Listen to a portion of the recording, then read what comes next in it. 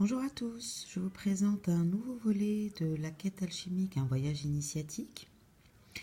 Et ce volet porte sur la reine de denier à l'endroit, qui normalement dans mes tirages, je l'interprète, je la ressens comme la confiance en soi, l'énergie de la confiance en soi, de l'estime de soi. Mais c'est vrai que dans un premier temps, j'avais demandé pour ce tirage la souveraineté.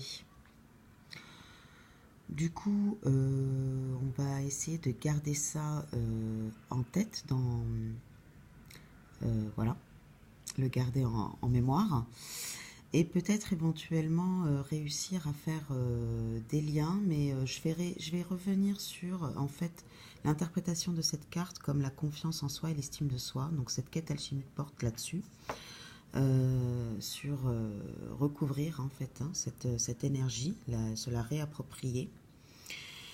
Et peut-être penser la souveraineté en termes de pouvoir, de retrouver le pouvoir d'orienter son énergie. Voilà, qui est aussi une liberté en fait quelque part. C'est peut-être la seule liberté qu'on ait. Et du coup, ben voilà, je vais commencer donc cette quête alchimique sur la confiance en soi et l'estime de soi. Et on garde en mémoire que cette carte nous amène à la souveraineté. Voilà. Alors, donc on commence avec le cavalier d'épée, la reine de coupe à l'endroit et le jugement à l'endroit. Alors là, on nous dit que le cavalier d'épée, il est assez impulsif, il est engagé, il est en mouvement, il est même dans une action dans laquelle qui n'est pas posée, qui n'est pas une action en conscience, qui est une action pas irréfléchie, parce que les épées c'est quand même le mental et l'intellectuel et puis voilà, donc du coup pas irréfléchie mais très impulsive et puis sans avoir peut-être évalué les conséquences de nos actions. En même temps, c'est une carte qui est très dynamique. Moi, elle me fait penser à, dans le cadre de réapprendre à se réapproprier cette énergie de la confiance en soi, elle me rappelle peut-être l'idée de la dispersion de soi, de la dispersion de son énergie dans différentes activités, envers différentes personnes. Et comment dire, ce cavalier n'arrive pas à se poser pour soi-même, envers soi-même. Et c'est là, avec la reine de coupe, on a un peu une réitération de ça. Donc la reine de coupe a cette qualité d'empathie, hein, elle comprend émotionnellement, hein, elle est dans la compréhension émotionnelle de l'autre, mais justement, du coup, peut-être que dans cette quête alchimique de la confiance en soi et de l'estime de soi, peut-être que cette reine de coupe est un peu se retrouve souvent dans des positions sacrificielles où elle n'arrive pas à dire non. Elle ne sait pas dire non, hein, ce qui renvoie à ce cavalier d'épée qui fonce, qui est têtu en plus, qui fonce sans évaluer ce qui est juste pour lui. Hein. Peut-être que c'est un peu ça. Et avec cette reine de coupe, donc, du coup, c'est se mettre un peu dans cette position sacrificielle de je donne tout à l'autre, ou je donne tout à cette situation, ou je donne tout à mon métier, je donne tout. Mais finalement, se poser peut-être la question de pourquoi on est autant dans le don et pourquoi on ne sait pas dire non, par exemple. Peut-être pour se prouver que l'on est capable, pour se prouver qu'on mérite l'amour. Pardon, excusez-moi, j'ai un peu la voix enrouée. Pour se prouver qu'on mérite l'amour, hein, que voilà. Avec la carte du jugement, on vient nous dire que justement, peut-être qu'on est enfermé dans des jugements. C'est-à-dire que la confiance en soi, le manque de confiance en soi, c'est tout le temps, c'est montrer qu'en fait on est tout le temps dans l'évaluation, hein, qu'on est tout le temps dans l'évaluation. On va retrouver après la comparaison avec le cavalier de denier à l'envers.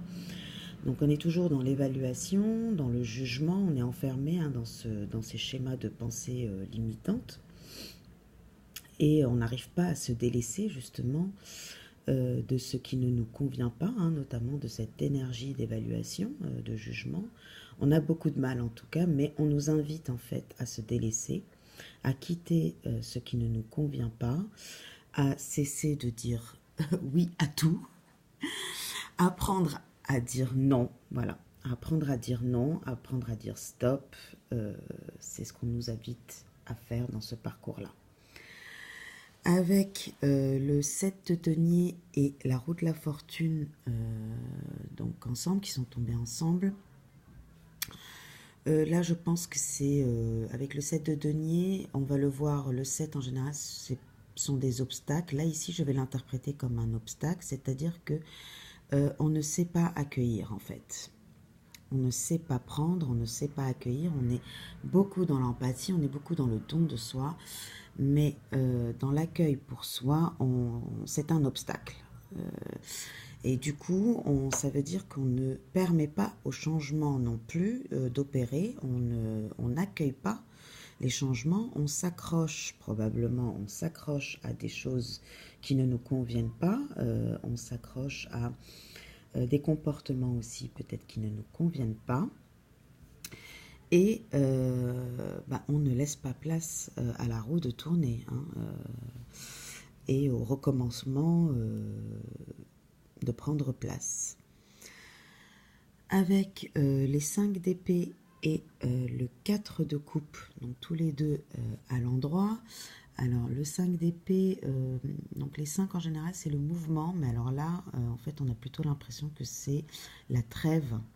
La trêve durant la guerre, durant le combat, où justement on trouve des épées qui sont par terre, un personnage qui ramasse des épées, il est un peu affligé, il n'a pas l'air d'être très content. Alors le 5 d'épée normalement indique les victoires et les défaites, donc nous dit que la vie nous indique un peu les hauts et les bas de la vie.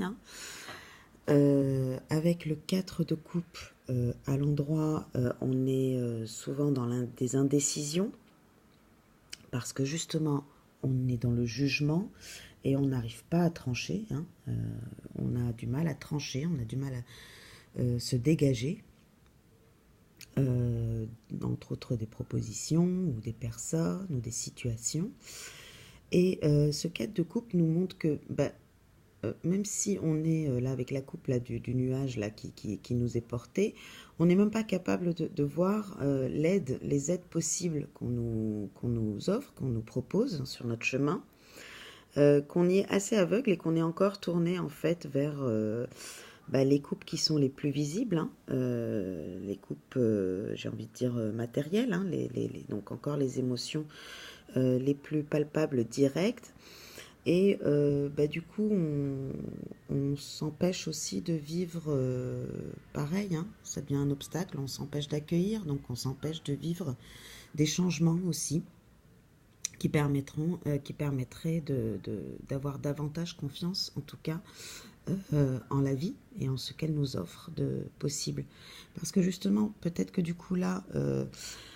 quand on s'accroche aussi à notre passé, quand on s'accroche aux situations, quand on s'accroche à des personnes qui ne nous conviennent plus, c'est aussi ne plus permettre aussi au meilleur de venir aussi à nous. Le meilleur avec cette coupe qui est à portée du ciel. Et du coup, trop s'accrocher, on se maintient. Et on se maintient dans des choses qui ne nous conviennent pas. Et peut-être que la roue de la fortune, là, nous invite justement à avoir davantage confiance en la vie, au cadeau de la vie, est-ce que la vie peut nous apporter, et avoir davantage confiance en cette vie pour pouvoir lâcher prise, laisser aller et laisser venir la dynamique, accueillir l'énergie, accueillir la dynamique du changement, la dynamique du changement pour avoir une nouvelle leçon pour être meilleur, pour évoluer, pour réaliser nos projets, pour voilà. Alors, avec le 4 de denier et le valet de coupe, donc, alors pour moi, le 4 de denier, c'est toujours la carte de l'équilibre, hein. Alors, de l'alignement, en fait, de l'équilibre parfait entre l'immatériel et la matière. Donc, il a le roi et, enfin, le roi ou le prince, enfin, le personnage a les pieds bien ancrés sur terre. Cette énergie en fait céleste ou bon, en symbolique, hein, subtile, immatérielle, qui descend bien du ciel vers la terre en passant par le corps émotionnel, hein, dans la maîtrise du corps émotionnel. Donc pour moi le 4 en fait de denier est vraiment l'équilibre, représente l'équilibre de l'immatériel, du monde des idées, vers la matière, en passant donc par l'équilibre émotionnel, hein, là qui est au chakra sacré, représenté par le denier sur le chakra sacré. Donc un équilibre, on nous invite à un équilibre émotionnel avec les coupes. Donc le valet de coupe est un adolescent, donc il est déjà engagé dans son chemin, hein, il a encore des choses à apprendre. On voit bien là les vagues, enfin la mer est assez agitée encore, mais il est victorieux, hein. Il pointe son poing vers le ciel, le poisson est bien dans sa coupe, et donc il a quand même appris beaucoup de choses, à maîtriser, il est peut-être pas encore dans la maîtrise de ses émotions, mais il est en train d'apprendre à les dompter. Voilà, peut-être que c'est quelque chose comme ça. Donc les deux ensemble nous indiquent qu'il y a un équilibrage, il y a un alignement émotionnel à faire, hein, une guérison émotionnelle à faire avant d'atteindre donc la confiance en soi, hein.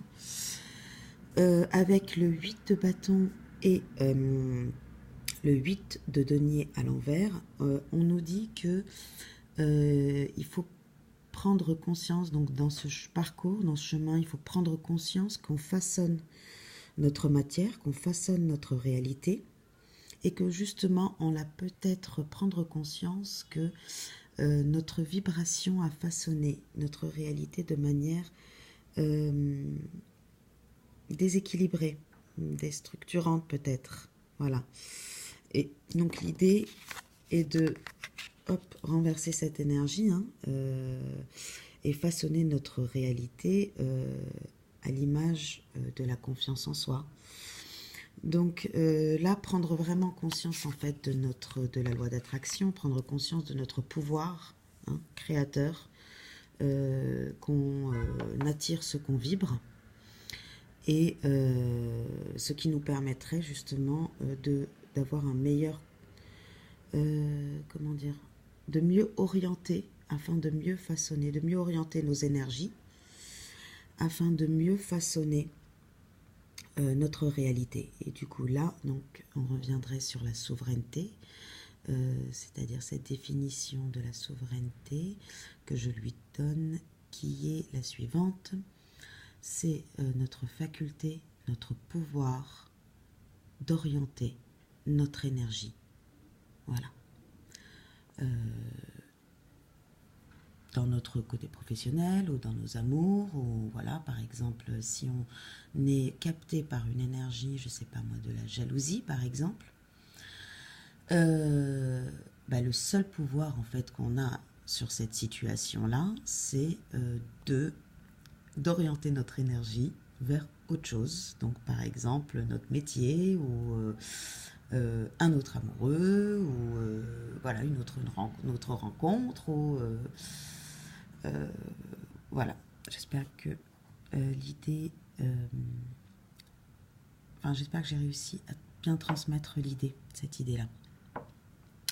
Alors avec le cavalier de denier à l'envers, l'amoureux à l'envers et la bataille, le 5 de bâton à l'endroit, hein, la bataille intuitive, la bataille dans la conscience, la bataille dans l'esprit, hein. On nous dit que, alors le cavalier de denier, là je vais, alors à l'endroit je vais l'interpréter comme la compétitivité. c'est cette énergie de compétition.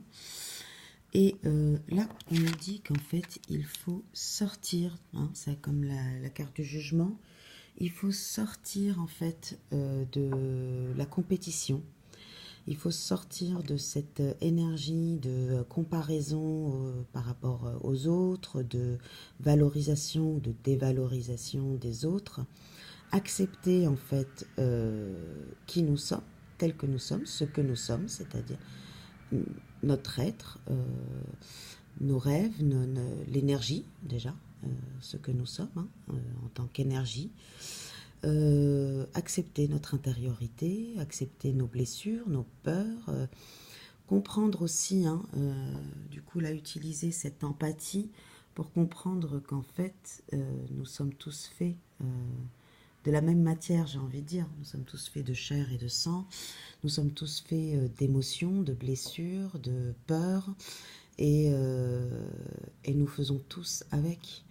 Donc du coup, sortir de cette comparaison-là, de cette évaluation-là, de cette compétitivité, hein,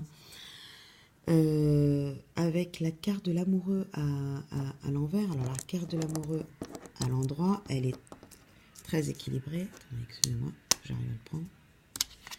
Elle est très équilibrée avec le feu de la passion, la nature qui nous rappelle la guérison. Hein. L'amour est aussi a aussi un pouvoir de guérison très très important. Et la protection, du coup, lorsqu'elle est à l'envers, en fait, on nous dit qu'il y a un déséquilibre affectif qui est assez important, peut-être là, je pense, en termes de domination, de dominant-dominé, et qu'il faut sortir de là. Hein. On nous invite donc à renverser cette carte pour qu'il y ait une réciprocité. Peut-être aussi se délaisser justement des personnes ou des situations dans lesquelles, dans des amours non réciproques, hein, alors non réciproque, ça ne veut pas dire qu'on n'est pas aimé ou qu'il ne nous aime pas c'est pas du tout ça, mais peut-être pas de la même manière. Peut-être que la forme ne correspond pas au contenu. Voilà. Comment expliquer? À l'essence. Ouais. Je pense par exemple notamment dans le cadre d'un mariage où finalement les deux personnes restent ensemble parce que c'est assez confortable, parce qu'ils sont dans une sécurité affective et que voilà, hein, on n'accueille pas hein, le changement, on se maintient hein, dans des énergies, mais qui finalement ne sont plus amoureuses, hein, donc du coup la forme, le mariage ne correspond plus à l'essence, le sentiment amoureux, par exemple. Voilà. Avec le 5 de bâton, on nous dit qu'il faut se dégager en fait des batailles et retrouver sa paix. Il faut se dégager de ces batailles dans notre tête, dans notre esprit, avec notre mental, mais aussi avec comment dire, nos intuitions. Hein, alors ça peut être aussi là nos émotions dans le sens où nos peurs avec nos blessures, nos peurs que des situations se répètent, nos peurs que la personne ne nous aime pas, nos peurs que la personne... Enfin, voilà, que des situations, qu'on se retrouve dans des situations inconfortables, voire toxiques. Et donc, se dégager en fait de toute cette bataille du mental, hein, des hésitations, comme ici, hein, des hésitations, pour pouvoir justement prendre conscience, hein, peut-être encore une fois là ici, prendre conscience qu'on façonne notre réalité et qu'à partir du moment où on vibre la peur, eh ben, on va s'attirer des situations qui vont nous faire peur. Et donc, apprendre aussi que la confiance en soi et l'estime de soi, c'est une énergie qu'on doit vibrer. C'est-à-dire qu'elle ne peut se matérialiser dans la matière, elle ne peut se concrétiser que lorsqu'on la vibre. Voilà. Donc, trouver cette vibration-là, L'expliquer, cette vibration, elle n'est pas facile du tout, du tout, du tout. Et du coup, donc, j'ai 3 cartes en dos de deck qui, je trouve, du coup, bah, nous explique un petit peu mieux, en fait, qu'est-ce que c'est que cette énergie de la confiance en soi et de l'estime de soi. Alors, d'abord, elle nous dit qu'en fait, elle ouvre le chemin de la santé, hein. Elle ouvre le chemin de l'amour. Donc c'est une énergie qui fait partie des énergies de l'amour. Elle nous met dans ce chemin de paix avec la colombe. Et alors paix avec soi-même. Il y a aussi cette idée donc, de la santé. Cette idée de la santé, de la guérison, c'est-à-dire que l'énergie de la confiance en soi a une grande capacité de guérison qui nous permet en fait d'agir en conscience et de mieux agir dans la matière, de mieux façonner notre matière afin d'arriver à un accomplissement de soi dans la matière. Alors pour moi, le 9 de denier, c'est vraiment, vraiment l'accomplissement de soi dans ses projets, dans ses actions, dans sa matière, hein, dans sa réalité, avec la force de l'aigle, hein, la puissance, hein, l'aigle, même j'ai envie de dire royal, hein, il est noble dans la noblesse de l'être. Et pour finir, avec cette reine de bâton nous indique donc l'autonomie, l'indépendance, l'autonomie, c'est-à-dire que nous ne sommes plus dépendants de ces jugements, nous ne sommes plus dépendants de ces situations ni de ces personnes. Nous ne sommes plus non plus dépendants de l'évaluation, de la compétition, des comparaisons que l'on fait de soi-même avec les autres. Nous ne sommes plus dépendants affectivement dans cette dépendance affective, parce que on a peur de ne pas être aimé, on a peur de ne pas être à la hauteur, on a peur de... Donc on se plie en quatre, on tait ce qu'on a envie de crier pour ne pas froisser l'autre. Donc un déséquilibre assez important au niveau affectif. On est donc avec la reine de bâton indépendant de ça, on n'est plus dans cette dépendance. On a quitté, c'est quand même la reine de bâton, hein, elle est sereine, elle est sûre d'elle, hein, elle est un petit peu recroquevillée, je trouve, mais elle porte quand même le bâton, donc il y a une certitude, une conviction, qui est donc qu'une fois qu'on a lâché en fait cette bataille, hein, ses peurs et ses blessures, et une fois qu'on les a lâchées, on peut arriver à cette reine de bâton qui en plus est tournée vers les autres. Donc là, on n'est plus dans la position sacrificielle, hein, de notre reine de coupe en début de parcours, mais dans l'altruisme, dans l'énergie de l'altruisme de la reine de bâton. Et donc, c'est aussi... cette carte me fait penser au fait que on ne peut pas aimer les autres si on n'apprend pas à s'aimer soi-même. Si on ne sait pas ce que c'est que cette vibration-là, de la confiance en soi, on ne peut pas faire confiance aux autres. Si on ne sait pas ce que c'est que s'aimer soi-même, on ne peut pas aimer les autres. Il faut d'abord ressentir cette vibration, il faut d'abord vivre cette vibration pour pouvoir la partager avec les autres. Et du coup, cette reine de bâton, avec son altruisme justement, nous dit que une fois qu'on est reine de denier, une fois qu'on a dépassé cette position de sacrifice de la reine de coupe, pour devenir une reine de denier, hein, c'est-à-dire donc apprendre à se donner aussi à soi-même, hein, la confiance en soi, c'est se donner à soi-même de la confiance avant de faire confiance aux autres, alors on peut l'offrir aux autres, voilà, avec l'altruisme de la reine de bâton. Voilà, j'espère que cette vidéo vous a plu et à très bientôt. Au revoir.